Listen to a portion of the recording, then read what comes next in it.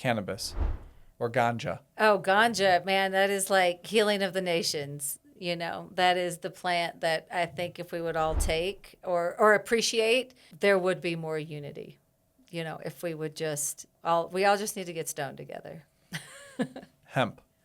Hemp is vitality, versatility, and reverence. Because I think if we took the money out of it, hemp would be playing a bigger role in what is going on today. Whereas CBD played the big role and hemp got forgotten because CBD was the money maker. So I think hemp is longevity, versatility, and if we truly cared about what we're doing with the planet, there would be more hemp.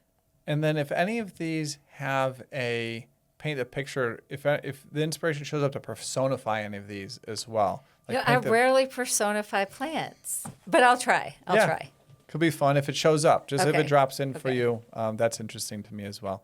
Tobacco. Tobacco is like, I think tobacco is considered negative, or not negative, masculine, but for me, it is like mama plant. If you have ever seen Nicotiana grow, it is the most beautiful flower. So for me, tobacco is sacred medicine that it was the epitome of exploitation because we have exploited that plant to where we call it poison. But it's us that poisoned it. It was not the plant. By mixing so many other ingredients in with it and selling them as cigarettes. Well, right. And just the whole how the United States became a world power through slavery and tobacco plantations. And, you know, it is just exploitation at its worst for such a plant that is sacred. Hey, I just wanted to jump in here and give a quick shout out to the sponsor of today's podcast, B Micro, the easiest way to sneak vegetables into any meal. Due to soil depletion, GMOs, and monocropping, Americans are not getting enough nutrients. So in 2018, I founded B Micro, the first freeze-dried microgreens company in the U.S. to help Americans get more concentrated natural nutrients into their diet. Microgreens are a phase in the plant's life when they're 14 days old and naturally the most concentrated in vitamins, minerals, nutrients, all the good things that we need. Our microgreens are grown here in the U.S. in soil and a greenhouse. They're certified USDA organic and regenerative organic. We grow, wash, and freeze dry them to extend their 1-week shelf life to over 1 year, allowing us to ship anywhere in the U.S. without the worry of spoilage. We have 2 flavors, broccoli, backed by over 2,000 studies on sulforaphane and its powerful detox benefits, and a blend of red cabbage, radish, and broccoli, the most potent detox formula we've tested, offering you the most bang for your buck. Easily sneak these microgreens in any meal. Eggs, smoothies, pizza, pasta, even your kids' mac and cheese, you can't even taste it. Use code STEVE15 to save at bmicro.farm. Psilocybin. Psilocybin is, I can't even say psilocybin without laughing, but our psilocybin mushrooms are clarity of vision, clear thinking, expansiveness if we can look past just being high, right? If we can actually go in there and be like, what insights of time travel is this plant going to tell us if we only listen? So I guess maybe time travel is going to be my new answer. Magnolia. Oh, magnolia is pure love. Pine. Oh, man. Pine is acceptance. Pine is love yourself, stand tall in your own beliefs and your own convictions, or the whole forest falls. And you might help me with the pronunciation of this. Pau d'Arco? Oh, Pau d'Arco. Say again? Pau d'Arco. Pau d'Arco. Yeah, that is a beautiful South American plant. When I think about that plant, man, that one is, I'm going to grab you. I'm going to get you. That's the one that's like, because it has these like great little cat's claw. It's called cat's claw. Also, it's got these little things that are just like, I'm going to stick into you until you actually listen to what I'm going to say. So, because you know how those cat's claws are. They'll like push it out, and sometimes it's like this nice, like gentle, and then sometimes it's like, are you paying attention to me?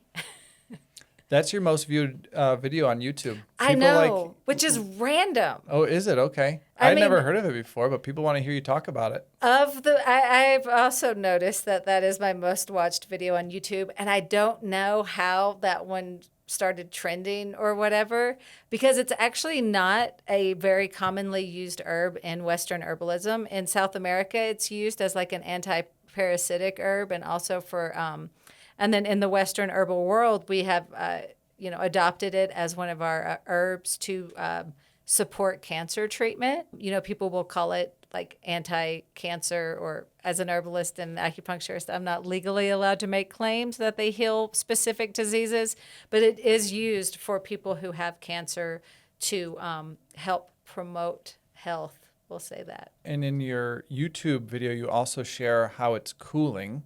Yes. And cancer is typically more of like a heating.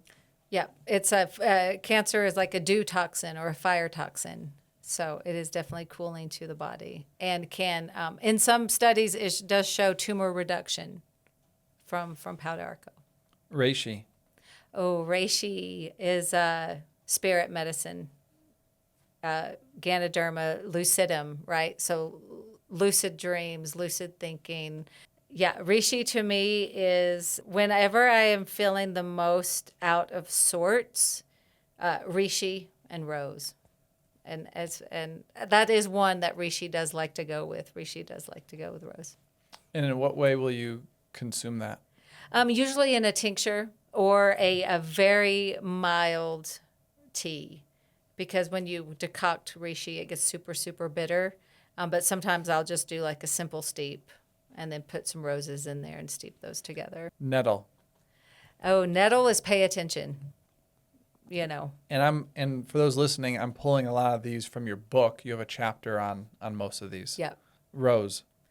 Rose is... Maybe we already said it. Yeah, rose is just pure heart. It is pure heart. Do you ever do any agua florida sprays? Oh, sometimes I do. Yeah, I definitely. I love rose for that. Yeah. It's very cleansing, clearing, heart opening. I like to collect forage plants from around and put them into an alcohol, like a whiskey or a vodka, and then seal that up and make my own. And then I'll sip a little bit, usually to commemorate a moment. Like me and my girlfriend were just out west, and we gathered a bunch of plants along the way, and that's like for her birthday. We made that, and then But then you could also spray that instead of smudging like smoke. You can spray that around, but you can sip a little. You can put some in your hands and smell it, and just it's a really nice way to pray and clean a space. Well, and you made a tincture because you infused herbs into alcohol. So you could also take it internally as the tincture as well. Yeah, I like taking like a little sip of it, and then just being in a prayerful way with it is really nice. And I've also been putting orange peel in all of it just intuitively, and I'm happy to hear about it. Yep, you were on the vibe. I was on the vibe. Basil. Ooh, basil. Basil to me is ancestral food. Almost, whether you're having, holy basil because you're from, India or Nepal, or our Western European basil that is now grown all over here. To me, basil is just, it's like family and food.